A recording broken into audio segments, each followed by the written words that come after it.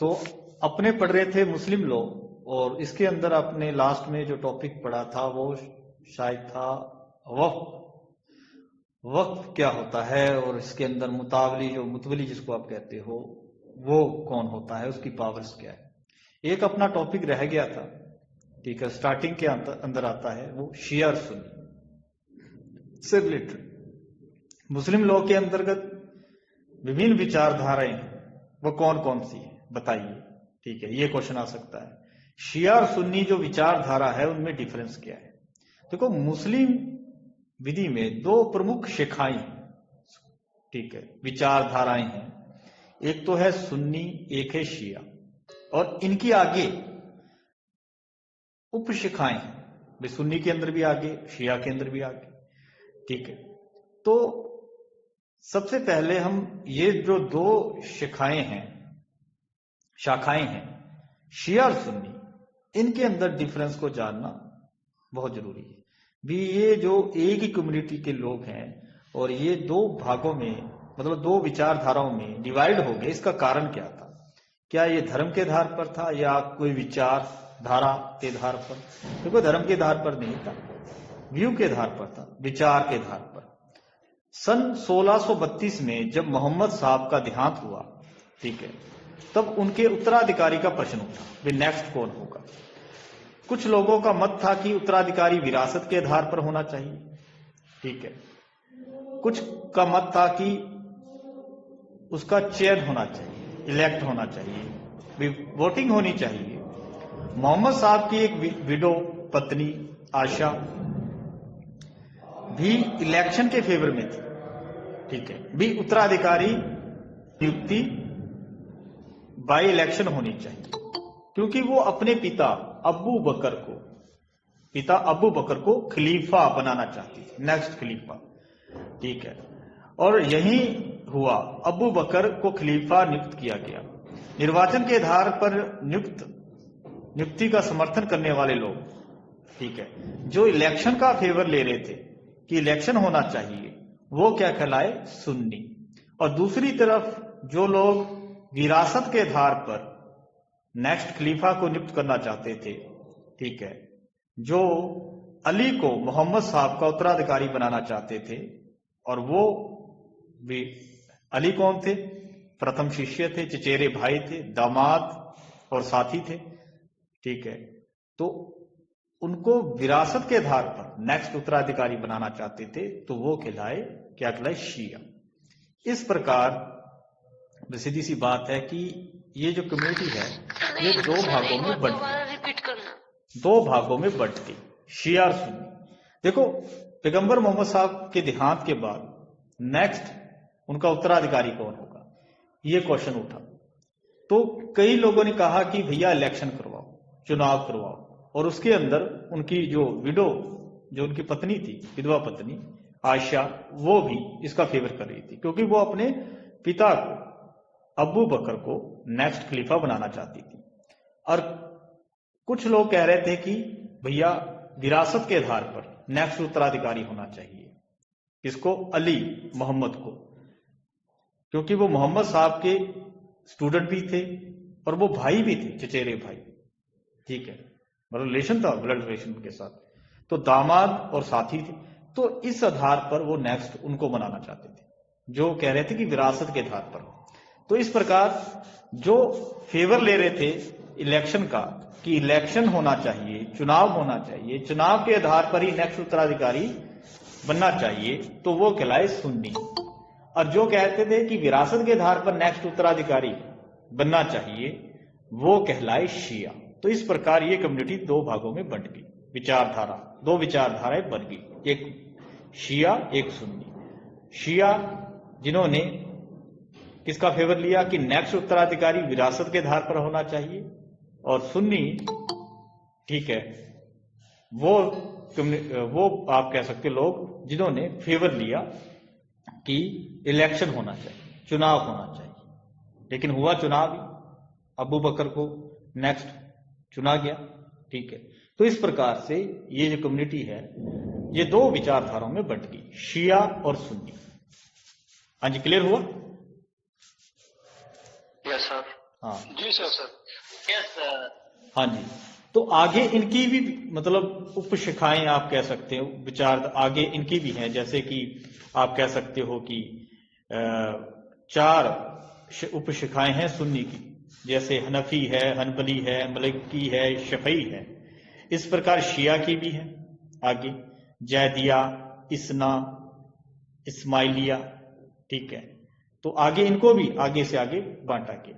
मतलब यहां पर सीधी सी बात है कि ये जो कम्युनिटी है ये विचारधारा के आधार पर 2 भागों में बटी, शिया और सुन्नी के अंदर डिवाइड हुई। एक विचारधारा थी, एक कहते हैं इलेक्शन होना चाहिए, दूसरे कहते हैं कि जिनके साथ संबंध है ब्लड रिलेशन, विरासत के आधार पर नेक्स्ट उत्तराधिकारी होना चाहिए, और कोई ज्यादा डिफरेंस नहीं था। लेकिन इनका जो कल्चर है, रिवाज है, जिसको आप कह सकते हो कि मैरिज होगी, निकाह हो गया, मेहर हो गया, डाइवोर्स हो गया, हिबा हो गया, वसीयत हो गई, हक शुफा, जो भी टॉपिक आप पढ़ते हो, उनको लेकर इन दोनों संप्रदायों में कुछ एक डिफरेंस है।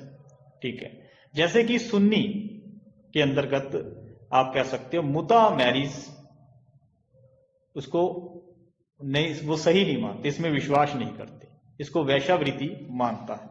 कौन? सुन्नी संप्रदाय। शिया के अंदर ये प्रचलन में था, ठीक है, और इसको वैध माना जाता था। ठीक है, सुन्नी संप्रदाय में वैलिड मैरिज के लिए विवाह के समय 2 पुरुष या 1 पुरुष या 2 स्त्री जो एज ए विटनेस हो आवश्यक है at the time of marriage. Sunni कहता है कि जो विटनेस है वो at the time of marriage होने चाहिए। लेकिन शिया संप्रदाय के अंदर क्या है, शिया संप्रदाय में ऐसे साक्ष्यों की हाजिरी विवाह के समय नहीं बल्कि डाइवोर्स के समय कंपलसरी है, आवश्यक है।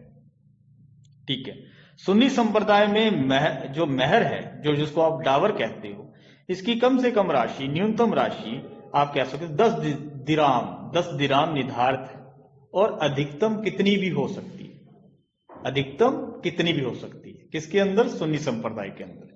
शिया के अंदर कम से कम, ठीक है, निर्धारित नहीं की गई, और अधिकतम 500 दिराम। उन्होंने अधिकतम जो हाईएस्ट है उसको डिसाइड कर दिया कि 500 दिराम से ऊपर नहीं होगी। ठीक है, सुन्नी संप्रदायों में तलाक के समय विटनेस की जरूरत नहीं होती। शिया के अंदर तलाक के समय 2 विटनेस हाजिर होने आवश्यक है। ठीक है, सुन्नी संप्रदाय में तलाक ओरली या रिटन हो सकता है। शिया संप्रदाय में तलाक सदैव ओरल होता है। ओरल मतलब मौखिक तलाक। ठीक है, मौखिक तलाक। सुन्नी विधि में संपत्ति के अविभाजित हिस्से को, जो अनडिवाइडेड है, क्या कहा जाता है? Undivided part of property. उस पार्ट को क्या कहा जाता है?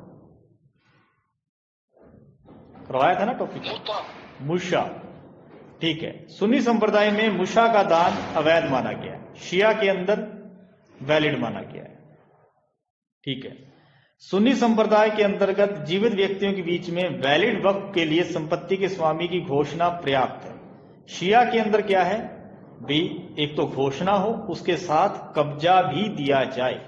ठीक है, सुन्नी विधि के अंतर्गत किसी एक वारिस के पक्ष में वसीयत विल तभी की जा सकती है जब अन्य वारिस अपनी सहमति दे दे। ठीक है, शिया संप्रदाय में अन्य वारिसों की सहमति जरूरी नहीं है, अन्य वारिसों की सहमति जरूरी नहीं है। ठीक है, उसके अलावा सुन्नी विधि में हक शुफा का दावा 2 से अधिक सहस्वामियों द्वारा किया जा सकता है। हक शुफा, राइट ऑफ प्रीएम्पशन।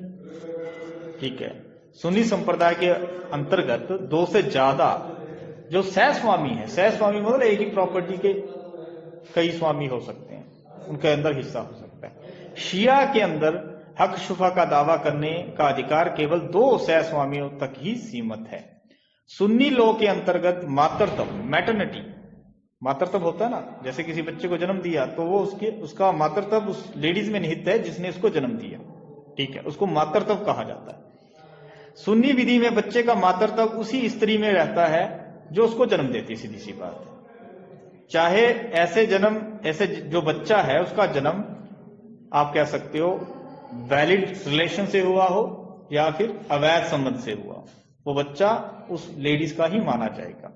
लेकिन शिया में क्या है, शिया संप्रदाय में किसी भी स्त्री के पति द्वारा संतान का पिता होने से अस्वीकार मतलब इनकार कर दिए जाने पर अनमैरिड लेडीज के साथ जो रिलेशन बनता है उससे उत्पन्न हुए बच्चे को की कोई माता नहीं मानी जाती, जबकि विवाहित स्त्री के साथ संभोग रिलेशन से उत्पन्न संतान का मातृत्व उस स्त्री में निहित होता है। तो ये है मेन डिफरेंस इन दो विचारधाराओं, शिया संप्रदाय में और सुन्नी संप्रदाय में।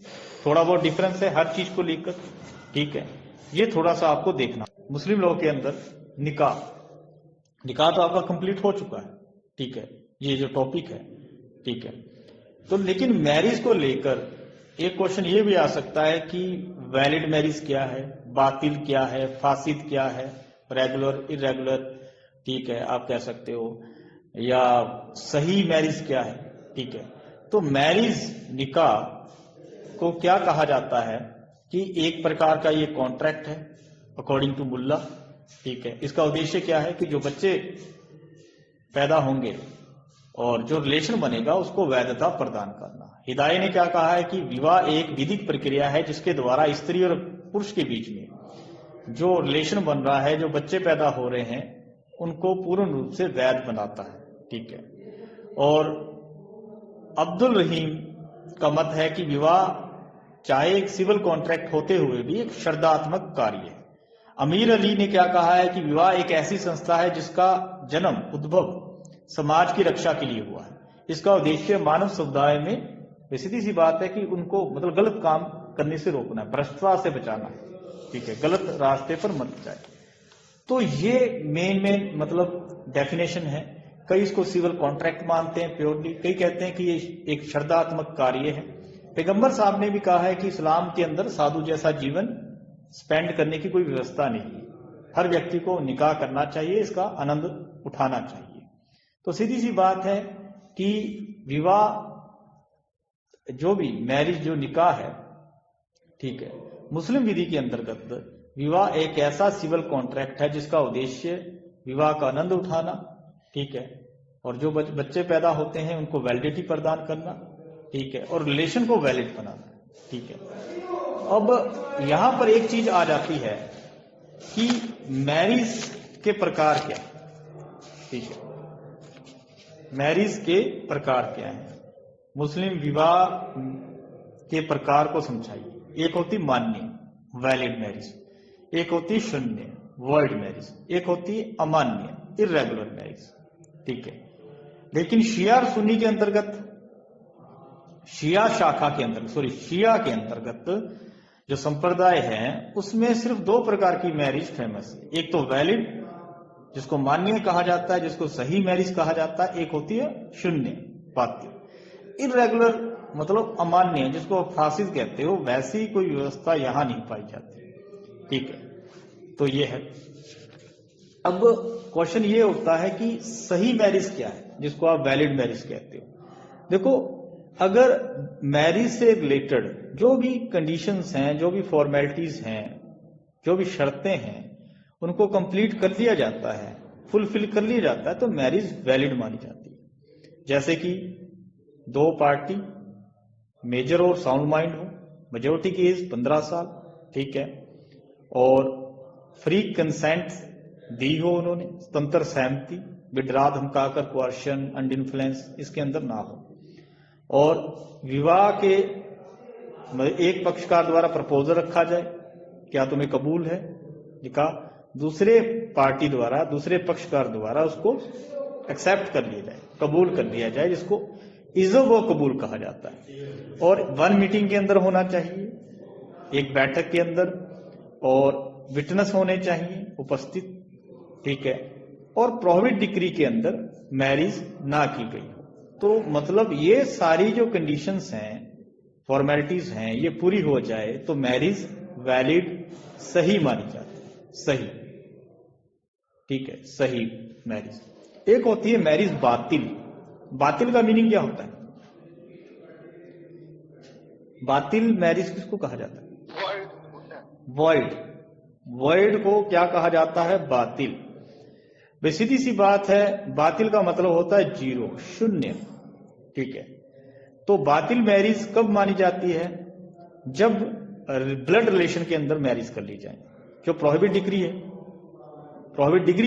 डिग्री उसके अंदर कर ली जाए, या मैरिज रिलेशन के अंदर कर ली जाए, या धात्रीय संबंध, धात्रीय मतलब दूध का संबंध, उसके अंदर कर ली जाए। एक ही मतलब लेडीज का 2 बच्चों ने दूध पिया है कुछ टाइम तक, तो वो उसके अंदर दोनों के अंदर बच्चों के अंदर एक रिलेशन बन जाता है। अब वो आपस में निकाह नहीं कर, धात्रीय संबंध। ठीक है, ये एब्सोल्यूट प्रोहिबिशन है, इसका कोई तोड़ नहीं है। अगर कर ली मैरिज तो वो बातिल मतलब शून्य, जीरो मानी जाएगी। उसके बाद तीसरी मैरिज आती है फासिद, मतलब वो ना तो सही है, वैलिड है, और ना ही वो बातिल है मतलब जीरो है, बीच वाली, मतलब कुछ कमी रहेगी उसमें जिसको सही किया जा सकता है।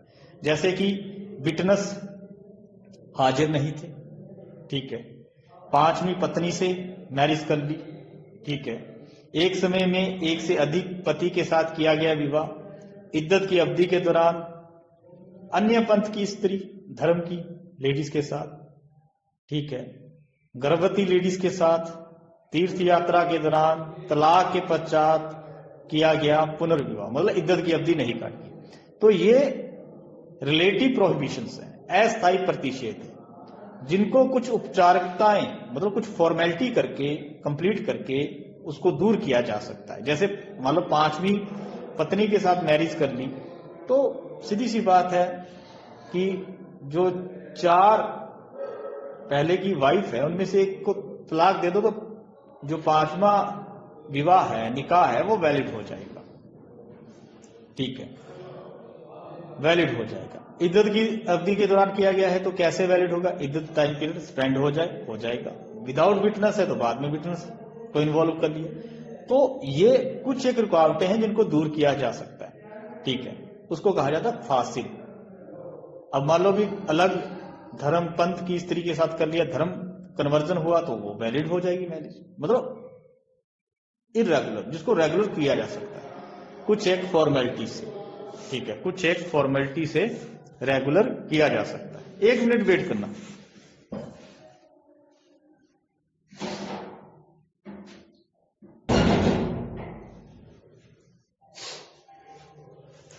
हाँ जी, अब उसके बाद आता है कि मैरिज के परिणाम क्या होते हैं, रिजल्ट क्या होते हैं। अगर सही मैरिज हुई है 2 पार्टियों के अंदर, ठीक है, तो दोनों पार्टी सीधी सी बात है एक दूसरे की कंपनी प्राप्त करने के लिए हकदार बन जाती है। ठीक है, हकदार बन जाती है। दोनों के अंदर एक निश्चित हस्तियां जन्म ले लेती है, तो एक रिलेशन बन जाता है 2 फैमिली के अंदर। ठीक है, अब रिलेशन बना दोनों के अंदर, अगर वैलिड मैरिज है, ठीक है, तो वो वैध रिलेशन माना जाएगा। ठीक है, और जो बच्चे पैदा हो रहे हैं वो औरस लेजिटिमेट माने जाएंगे। ठीक है, दोनों की एक दूसरे के प्रति ड्यूटी भी होती है, अधिकार भी होते हैं। ठीक है, समागम मतलब रिलेशन बनाने का राइट मिल जाता है। और मैरिज जब टूटती है मतलब डाइवोर्स की अवस्था में, तो पत्नी को इद्दत पीरियड स्पेंड करना पड़ता है। पत्नी पति के जो ऑर्डर्स हैं उसकी पालना करने के लिए अबद्ध हो जाती है। पत्नी मेहर प्राप्त करने की हकदार हो जाती है। पत्नी पति से मेंटेनेंस प्राप्त कर सकती है अगर वैलिड मैरिज है। ठीक है, पत्नी अपने लिए एक पृथक कमरे की मांग भी कर सकती है। मतलब वो सही मैरिज के अंदर वो सारे राइट एंड ड्यूटीज बन जाते हैं। ठीक है, तो ये है।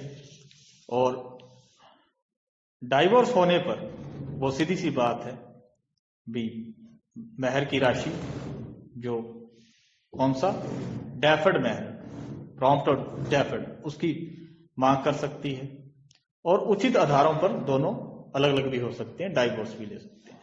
अब उसके बाद आता है कि जो वॉइड एबिनिशो मैरिज है, बातिल मतलब जीरो, शून्य विवाह है, उसका परिणाम क्या होता है? देखो कोई परिणाम नहीं होता उसका कोई इफेक्ट नहीं होता।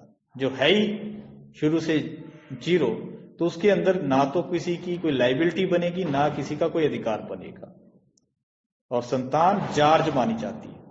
ठीक है, कोई स्थितब नहीं है। हाँ, फासिद मैरिज का है। फासिद मैरिज के परिणाम क्या होते हैं भी? जिसके अंदर कुछ ना कुछ कमी रह गई, जिसको कुछ औपचारिकताओं द्वारा सही किया जा सकता है, जो इर्रेगुलर है जिसको रेगुलर किया जा सकता है। अब यहां पर रिलेशन को देखा जाता है। अगर रिलेशन नहीं बना और मैरिज इर्रेगुलर है तो उसका कोई विधिक प्रभाव नहीं होगा। ठीक है, यदि ऐसे रिलेशन से पूर्व डाइवर्स हो जाता है तो लेडीज को जरूरी नहीं कि वो इद्दत पीरियड काटे। ठीक है, लेकिन मैरिज फासिद है और रिलेशन बन गया तो फिर देखो कई अधिकार जन्म ले लेते हैं। ठीक है, जैसे कि आप कह सकते हो कि पत्नी महर की हकदार हो जाती है, उसको इद्दत काटना पड़ता है। बच्चा जो पैदा होगा वो वैलिड मतलब लेजिटिमेट माना जाएगा, और एक दूसरे को वो मतलब एक दूसरे की प्रॉपर्टी में उत्तराधिकार रखते हैं। ठीक है, और आप कह सकते हो पत्नी भरण पोषण प्राप्त करने की इसके अंदर हकदार नहीं होती, और पति द्वारा दाम्पत्य अधिकारों की पुनर्स्थापना का वाद भी प्रस्तुत, रेस्टिट्यूशन ऑफ कंज्यूल राइट का भी वाद प्रस्तुत नहीं किया जा सकता इर्रेगुलर मैरिज में। ठीक है, आफ्टर रिलेशन। तो ये है थोड़ा बहुत डिफरेंस कि इनके परिणाम क्या होते हैं। एक तो होगी सही मैरिज, जिसको आप वैलिड मैरिज कहते हो, सारी फॉर्मेलिटीज पूरी, औपचारिकताएं पूरी, शर्तें कंडीशन पूरी, मैरिज है वैलिड। एक होती है बातिल। बातिल मतलब जीरो, शून्य, जिसका कोई परिणाम नहीं होता, जैसे कि ब्लड रिलेशन में कर लिया, एब्सोल्यूट प्रोहिबिशन है। ठीक है, मैरिज रिलेशन में कर लिया, धात्रे संबंध में कर लिया। एक होती है फासिद मैरिज, जिसके अंदर कुछ ना कुछ कमी है जिसको सुधारा जा सकता है। ठीक है, तो 3 प्रकार की मैरिज मानी जाती है मेनली मुस्लिम लोग के अंदर। हाँ जी, क्लियर हुआ? एक टॉपिक आपसे ये भी पूछा जाता है, ये सर शून्य होगी तो बच्चा अवैध माना जाएगा ना? नहीं, यदि शून्य होती है तो। हाँ, क्या हिंदू लोगों में ऐसा है क्या?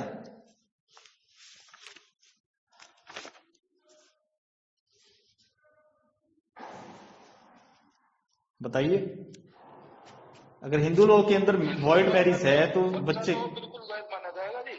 हाँ, सही है, बच्चा वैध होगा जी। एक टॉपिक आ जाता है इद्दत की अवधि। इद्दत क्या होता है? हाँ जी, बताएगा कुछ? इद्दत, व्हाट इज इद्दत? क्या होता है इद्दत? जब हस्बैंड की मृत्यु हो जाती है सर,